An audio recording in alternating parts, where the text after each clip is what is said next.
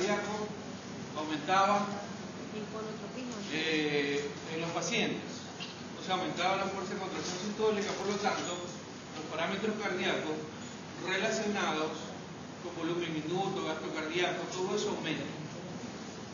Entonces, aumenta el volumen minuto cardíaco, aumenta el volumen sistólico, aumenta el índice cardíaco y aumenta el trabajo cardíaco. O sea, de una manera general normaliza, si se puede llamar entre comillas, el funcionamiento del corazón, restablece el volumen minuto. Recuerden que por el volumen minuto disminuido, el corazón planteaba una situación llamada reflejo de Van Wreede, que era liberación de catecolaminas con inhibición vagal. Entonces, de ahí vamos mejorando un poco. La inhibición vagal y estimulación simpática también se producían por aumento de la presión venosa. La presión venosa también disminuye, la presión auricular también disminuye. Por lo tanto, el reflejo de Van Wreede se suspende indirectamente, es decir, por el cardiotónico. Bueno, en lo relacionado a la parte eléctrica, los cardiotónicos se manejan así: potenciales de transmembrana, fibra de Purkinje, a nivel de fibra de Purkinje y músculo ventricular. ¿Qué hacen los cardiotónicos? Actúan a nivel de la fase 2, producen una disminución en la duración del potencial de acción, ¿no?, de un potencial,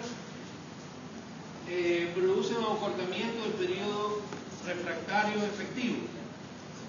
El periodo refractario efectivo está conformado por fase 0, fase 1, fase 2, fase 3.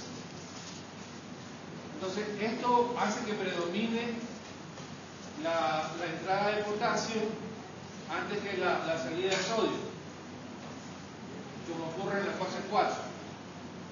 Entonces, de una manera general, esto es lo que produciría el cardiotónico a nivel de potencial de membrana, fibra de Purkinje y músculo ventricular. Siguiente. Exclusivamente a nivel de la fibra de Purkinje, arriba.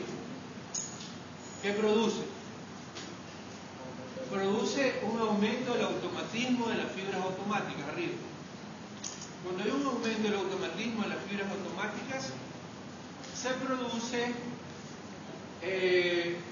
una intensificación de los marcapasos ectópicos.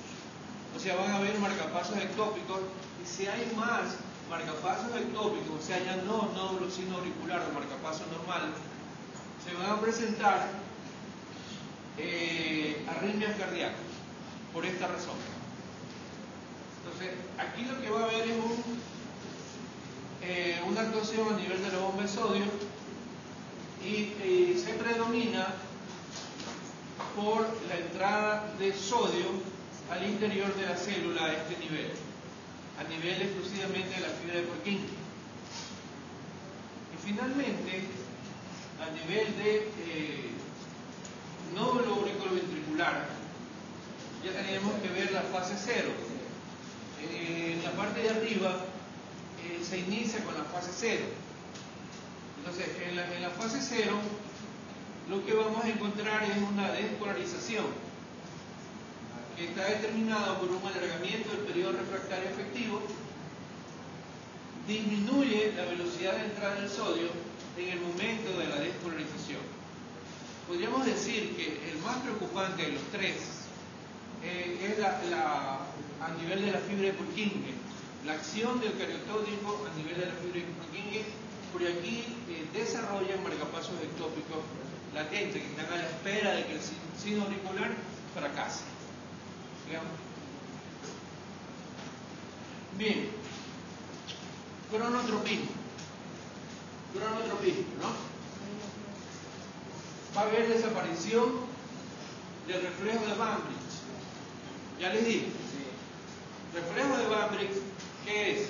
Estimulación simpática e inhibición vagal. Y se produce por disminución del volumen minuto cardíaco. ¿En dónde? En el paciente con insuficiencia cardíaca. Ya les dije que todos los pacientes con ICC tienen gasto bajo. Muy pocos tienen gasto elevado. Esos son los que tienen enfermedad de fondo. Pero la gran mayoría tiene gasto cardíaco bajo. Entonces, el cardiotónico lo que hace es normalizar el gasto cardíaco, normalizar el volumen minuto sistólico, trabajo cardíaco, en fin, todo eso. Lo normaliza. Entonces, ya no hay necesidad de que se produzca el reflejo de Banbridge, porque está normalizado el volumen minuto, por un lado.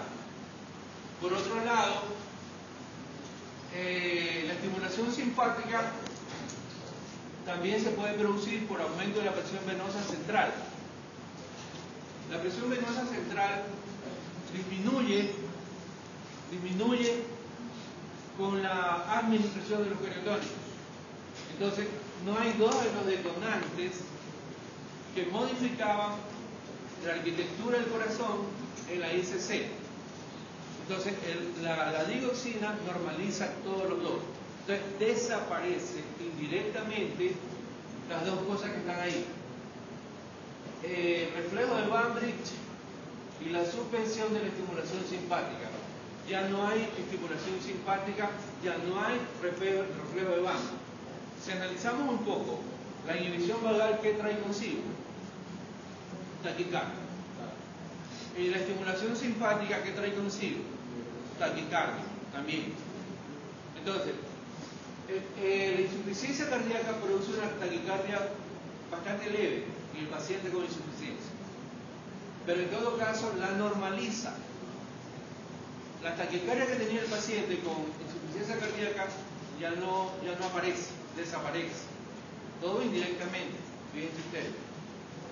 Entonces, ¿qué sucede en el paciente con insuficiencia cardíaca?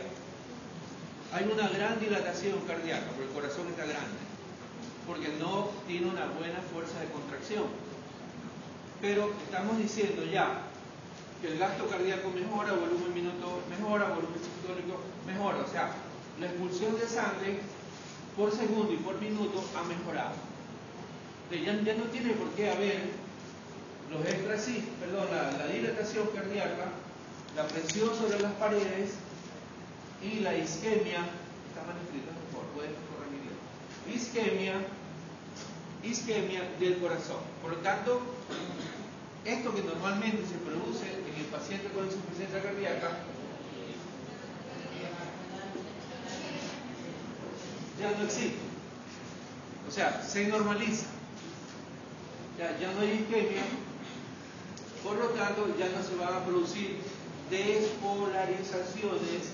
Aquí le faltaría una S de palacio. Aquí, mira. Aquí, una S. Las despolarizaciones prematuras a consecuencia de estas tres cosas dan extrasístoles, pero en el paciente con ICC. Pero ya está normalizado o el volumen, el tamaño del corazón, ya no va a haber esto. O sea, indirectamente el cardiotónico también suprime esto que está presente en el paciente con insuficiencia cardíaca. ¿Y lo grabaste? Listo.